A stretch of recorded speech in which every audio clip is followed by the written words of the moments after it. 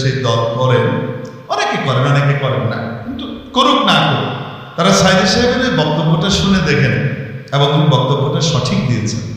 পূজা ইসলামের সাথে সরাসরি সাংঘর্ষিক, একদম মৌলিক সাংঘর্ষিক বিষয়। সেই পূজার ব্যাপারে কাউকে শুভেচ্ছা জানানো নিজের ঈমানকে খাতরা এবং ধ্বংসের মুখে ঠেলে দেওয়া। এটা ঈমান আর কুফরের প্রশ্ন। কোন দলের প্রধান যদি পূজা উপলক্ষে আশীর্বাদ জানায়, শুভেচ্ছা জানায়, আর ওই দল যদি চুপ করে থাকে, তাহলে দলের মুখপাত্র হিসেবে ওই কথা গোটা দলের হিসেবে গণ্য হয়। কোন দলের পক্ষ থেকে যদি পূজায় তাদেরকে শুভেচ্ছা জানানো হয়, তারা যাই হোক না কেন ইসলামী দল হতে পারে না, অন্য কোনো দল।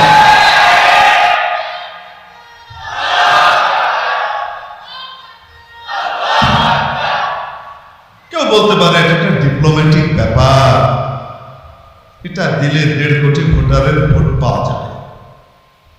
কার ভোট পাওয়া যাবে? 1.5 কোটি ভোটারের ভোট পাওয়ার সম্ভাবনা আছে। বুঝতে পারেন? একটা ডিপ্লোম্যাটিক ব্যাপার, কোনো মতে ভোটটা নিয়ে সংসদে গিয়ে ইসলামের আলো জ্বালায় দেবে। বাজার রে আগেই জ্বালাই দেবে না, তুমি পরে কি জ্বালাইবা? তো মৌলিক বিষয়। যদি কোনো দলীয় প্রধান এই কথা বলে থাকে, তাহলে সেই প্রধানকে প্রকাশ্যে তওবা করতে হবে, বলতে হবে আমার মিস্টেক হয়েছে, গ্রেট মিস্টেক হয়েছে, আমি ভুল করেছি, আমি তওবা করছি। কখনোই এই শুভেচ্ছা জানানো ঈমানের সাথে সঙ্গতিপূর্ণ হতে পারে না। আপনারা যারা অনেকে নাচছেন না, আমি খুব হতাশ, খুব কষ্ট পেয়েছি আসলে। আমি আসলে আপনাদেরকে বলছি, কারণ একটা সকলের সাথে একটা বিপ্লবের পরে মনে হচ্ছিল ইসলাম নামের যে দলগুলো আছে, যেমনই হোক না কেন, কিছু না কিছু দূরত্ব সকলের ভিতরে টুকটাক পার্থক্য আছে, সকলে মিলে আর যাই হোক না কেন একটা নাস্তিক্যবাদ আর প্রতিষ্ঠা তো হবে না। তখন পক্ষে সবাই মিলে একটা সুন্দর জাগরণের স্বপ্ন দেখছিলাম।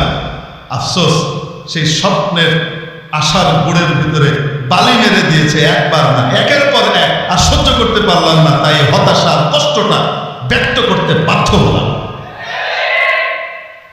আমাদের আকাবিরিন যা মুরব্বীরা যা বলে গিয়েছেন, কিছু কিছু বিষয় আমরা চিন্তা করতাম আরেকটু উদার হয়ে ওনারা মনে হয় একটু সংকীর্ণতার সাথে দেখেছেন। আমরা দেখছি যে না, আসলে তারাই প্রমাণ করে দিচ্ছে কলন্দর আঁচে গোয়া দিদা গোয়া। আল্লাহওয়ালারা যেটা বলেন সেটা দেখেই বলেন, না দেখে বলেন না। কারো দৃষ্টির দূরত্ব, স্বচ্ছতার ঘাটতির কারণে কেউ কম দেখে, কেউ বেশি দেখি আমরা। এজন্য আমরা হয়তো অনেক কিছু বুঝতে দেরি। নবীজি সাল্লাল্লাহু আলাইহি সাল্লাম একদিন ইরশাদ করলেন, আমার উম্মতের সামনে কিছুদিন পরে এমন এক জমানা আসবে যে মুসলমান দাঁড়ে দাঁড়ে মার খেতে থাকবে, পর্যদস্ত হবে। সাহাবীরা খুব বিস্ময়ের সাথে প্রশ্ন করলেন, ইয়া রাসূলুল্লাহ, আমরা কি তখন কি সংখ্যায় কম থাকবো, তাই আমরা মার খাবো? খুবই অপ্রতুল থাকবো তাদের তুলনায়?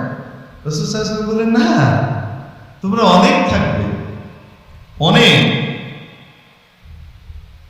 কিন্তু তোমরা বানের পানিতে ভেসে যাওয়া তৃণখণ্ডের মতো থাকবে। তৃণখণ্ড, খড়কুটো, এটার সংখ্যা কি পৃথিবীতে কম? একটু বাতাস হলে, ঝড় হলে তো গোটা জঙ্গলের বাগানের আশপাশের যত শুকনা পাতা টাতা আছে সব উড়ে টুড়ে এসে কোথায় চলতে থাকে। ওইটা যদি কোনো নদীর ভিতরে পড়ে, খরস্রোতা নদীতে, বানের পানিতে পড়ে, ভেসে যায় কি যায় না? পরিমাণে অনেক, কিন্তু ভেসে যাচ্ছে। তোমরা এরকম ভেসে যাবে। আমরা বাংলায় বলি গড্ডালিকা স্রোতে ভেসে যাবে। তা সাহাবীরা জিজ্ঞেস করলেন, ইয়া রাসূলুল্লাহ, কারণ কি? এটা কিভাবে হবে? কারণ ওনারা বিশ্বাস করতে পারছেন না। আমরা ওদের 1/3 হওয়ার পরেও, অস্ত্রশস্ত্র কিছুই নাই, তারপরেও আমরা সমরাস্ত্রে সজ্জিত মানুষদেরকে ভয়ঙ্কর ভাবে পরাজিত করেছি, ভূমিধস জয় অর্জন করেছি বদরের প্রান্তরে। বারবার আমরা অল্পেও তাদের মোকাবেলায় জয়লাভ করেছি।